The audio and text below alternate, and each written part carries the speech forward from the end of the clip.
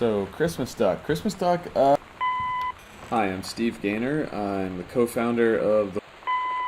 Hello, my name is Kate Craig, and I was creating a Oh man, mom handwriting. We went through a lot of different moms for handwriting. um, Um, Hi, I'm Chris Remo, the composer on... Hi, this is Corin Tucker from Heavens to Betsy. And Heavens to Betsy was a band. so here's one of Dad's pulpy. one of our...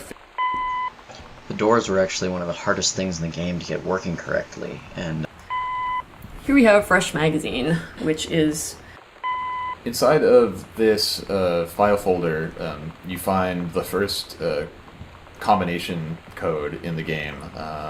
This code goes to Dad's locked filing cabinet, and it's when you're. so these are all the VHS tapes, or most of them, in the house. My name is Sarah Grayson, and I do the voice of Sam Greenbrier in Gone Home. Currently based out of Portland, Oregon. Most of the bookshelves in the house. This is our old-timey record that we got from archive.org, source of all good things. I feel like one of the best bits of advice was actually from the Fulbright team before going in to do the first recording. Composing the ambient exploration tracks definitely ended up being the weirdest part of creating music for...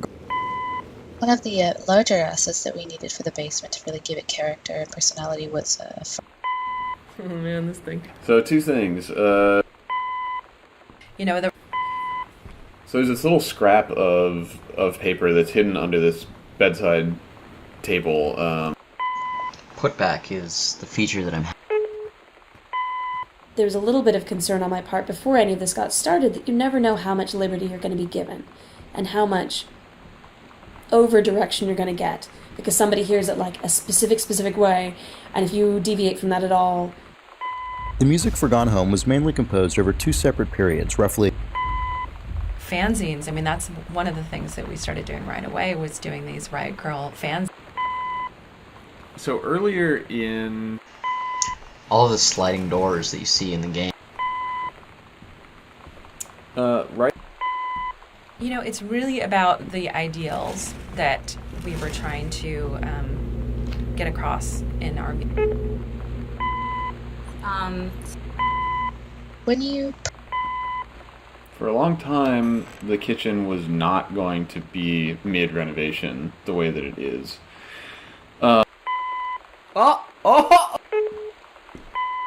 Definitely the second half was where a lot more of the emotional weight in the character came out, and that was a lot to handle, but a lot of fun to do too, because I've really not gotten to do it. So I'd already played through the first full half of Gone Home before I started composing any music, which was really... Really early on, we didn't really give Kate very specific direction. So you want to talk about this fucking jazz mug? Nobody wants to talk about the jazz mug. Well, It's except the for worst. Carla. I hate it. It's the worst. that was such a common theme Yeah. when we were like approving assets or making Yeah. stuff visually for Gone Home. Is just like, oh my god, that's hideous. I fucking hate it. We're putting it in the game. Yeah, Because there's like so just much like of that. awful '90s furniture and like the We see it in a secondhand store or like or you just see on it in the internet. Sears catalog like, we yeah, bought, that's and it's also just true. like there's We so just many feel like, fucking oh, ruffles on it. I want oh. to puke. The fact that there are speedruns for our game makes me really happy, and the fact that that the biggest purpose of the Goodfellow High School jacket and the logo generally is a reference to the logo. We never really discussed the idea of individually scoring. I had seen Bikini Kill and Bratmobile play their first show at the... Around here, so these are stereo. one of the assets that I really liked creating. Yeah, I ended up being pretty happy with this. I was one of the hosts. Barfburger is enjoyed by all. I mean, I've always...